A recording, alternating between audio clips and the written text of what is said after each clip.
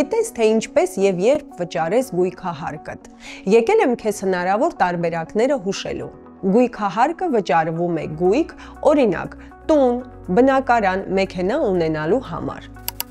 Հայաստանում գույքահարկի չափը կախված է մի քանի հանգամանքներից։ Օրինակ, անշարժ գույքի դեպքում մակերեսից, գտնվելու վայրից, նպատակային նշանակությունից, անշարժ գույքի շուկայական արժեքին մոտարկված կադաստրային արժեքից, գյուղատնտեսական նշանակության հողերի դեպքում, հաշվարկային զուտ եկամտից, դա կառավարության կողմից ըստ համայնքի հաստատված արժեք է, տրանսպորտային միջոցների դեպքում, շարժիչի հզորությունից։ Դու կարող ես գույքահարկը վճարել մի քանի տարբերակով, բանկերի միջոցով, ինտերնետային բանկինգով, ինչպես նաև վճարահաշվարկային կազմակերպությունների բջջային հավելվածներով եւ վճարման տերմինալներով։ Սովորաբար կոճակը լինում է վճարումներ բաժնում։ Վճարելու համար պետք է տվյալ մուտքագրես, օրինակ, քո նույնականացման քարտի համարը, անձնագրի տվյալը կամ գույքի պետական գրանցման համարը, կամ էլ այլ տվյալ։ Երկու քայլով ընդամենը կարող ես կատարել վճարումը, այն իրոք շատ հեշտ է դարձել։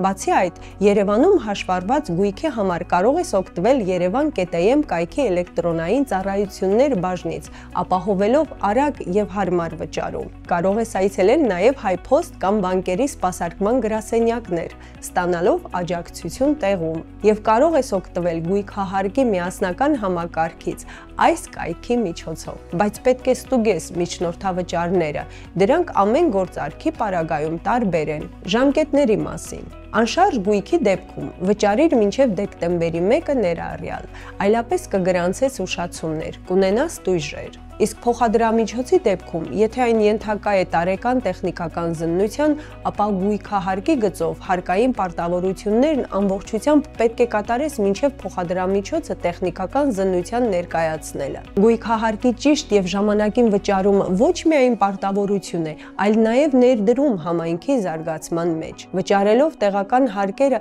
դու աջակցում ես համայնքի բարելավմանը եւ ապագա զարգացմանը։ Վճարիր հարկերդ հեշտ ու արագ, եղիր բարեկեցիկ։